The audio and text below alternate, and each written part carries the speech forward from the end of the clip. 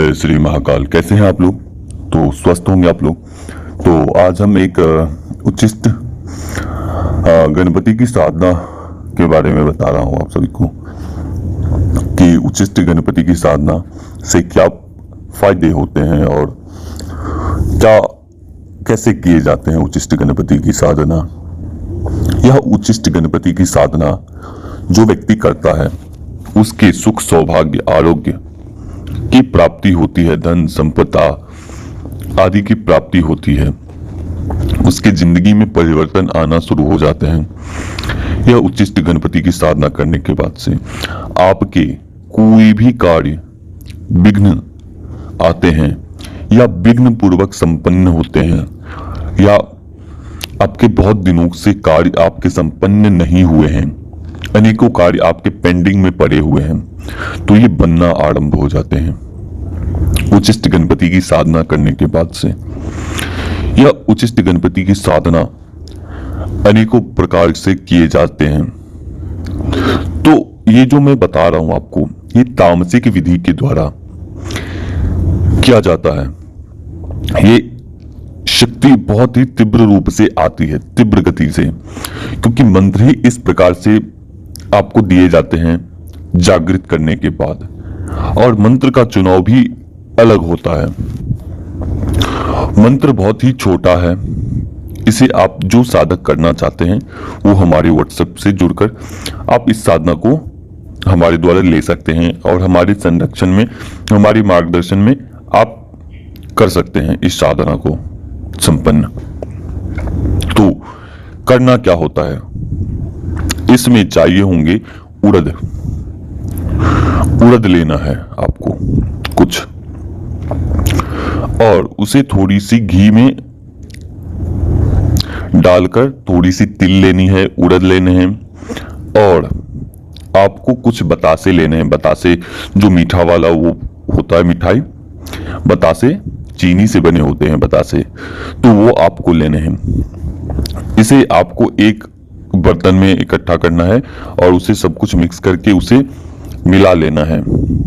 मिलाने के बाद एक ऐसा स्थान चुनना है, एक ऐसा स्थान जहां पे कोई व्यक्ति आता जाता ना हो, बहुत कम आबादी वाला क्षेत्र हो। वहां पे आपको खोजना है, आपको अकौवे के पौधे, अकौवे के जो बहुत पुराने पेड़ होते हैं, करीब 8-10 साल पुराने पेड़ होते हैं, जो मोटा वाला पेड़ होता है, वैसा आपको जगह चुनना है। उस पेड़ के नीचे इस क्रिया को करनी है। तो किस प्रकार से करनी है? तो सबसे पहले आपको एक हवन कुंड छोटा सा तैयार करना है। ये बहुत ही उग्र क्रिया के द्वारा मैं बता रहा हूं, बहुत ही उग्र साधना है ये, और जो जिसके दिल में हिम्मत हो और वही व्यक्ति करे। जिसका दिल कमजोर हो, जो व्यक्ति सक्षम नहीं है, जो प्रत्यक्षीकरण साधना में कभी लगा नहीं है, वो इस साधना को नहीं करना है। इस साधना को ना ही इसमें हाथ डालने हैं। आप सौम्य साधना कर सकते हैं। तो अप्रत्यक्षीकरण वाली साधना आप कर सकते हैं, या ज्यादा दिनों की साधना आप कर सकते हैं, क्योंकि अधिक दिनों की साधना से ऐसा होता है क्योंकि वो आप एक दूसरे में मिलते जाते हैं। शक्तियों और आपके बीच में संपर्क धीरे धीरे स्थापित होता चला जाता है। तो आप सौम्य साधना कर सकते हैं घर पे रह के। तो मैं ये उग्र बता रहा हूं, उग्र क्रिया, क्योंकि देखिए सभी को चाहिए 7 दिनों में, 8 दिनों में, 10 दिनों में, 11 दिनों में, 3 दिनों में रिजल्ट चाहिए। तो क्रिया भी उसी प्रकार से करनी होगी। फिर आपको 3 दिनों में, 4 दिनों में शक्तियां प्रत्यक्षीकरण हो जाएगी। तो उग्र क्रिया से ही होंगे, सौम्य क्रिया से नहीं होंगे। तो ये मैं उग्र बता रहा हूं। और कुछ लोग बोलते हैं कि गुरुजी उग्र क्रिया ही क्यों देते हैं? क्योंकि देखिए सभी को चाहिए जल्दी रिजल्ट वाला, तो साधना भी, क्रिया भी उसी प्रकार से आपको दी जाएगी और दी जाती है। तो इसलिए उग्र क्रिया दिए जाते हैं और उग्र क्रिया को हमारे चैनल पर डाले जाते हैं। तो जो लोग उग्र क्रिया नहीं करना चाहते हैं वो सौम्य रूप से दूसरा मंत्र का चुनाव करके उसे जागृत करके आप घर में रहकर कर सकते हो। तो ये उच्चिष्ट गणपति की साधना है, बहुत ताकतवर है साधना। जब आप करोगे फिर आपको ये पता चलेगा कि कितनी ताकत है इस उच्चिष्ट गणपति साधना में, बहुत ताकतवर है। इसमें आप उनसे वचन भी ले सकते, कोई वर भी आप ले सकते हैं उनके द्वारा। तो एक ऐसा क्षण आता है, एक ऐसा पल आता है कि शक्ति आपके सामने खड़ी होती है, आप उनसे बात करते हो, वचन लेते हो, आप उनसे वर लेते हो, कोई भी वर,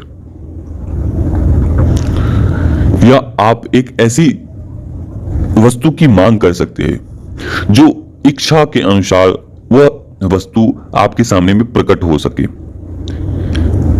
ऐसी वस्तुओं को भी मांग सकते हैं इस उच्चिष्ट गणपति साधना में।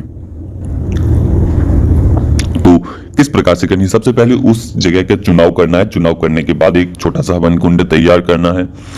आपको पान, सुपारी, एक नारियल, ये सब ले जाने हैं। प्लस आपको जो मैंने बताए हैं उड़द, तिल और बतासे, ये सब ले जाने हैं घी में मिक्स करके, और वहां पे आहुति देनी है।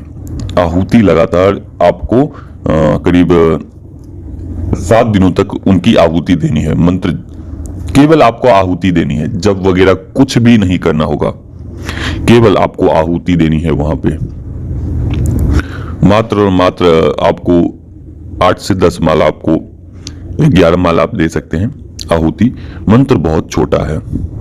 वहां पे आपको आहुति 11 माला करीब 2 से 3 घंटे में आपका संपन्न हो जाएंगे। तो करीब 7 दिनों तक लगातार 3 घंटे तक आपको थोड़ा थोड़ा करके आहुति देती जानी है। 5-10 दाने करके आपको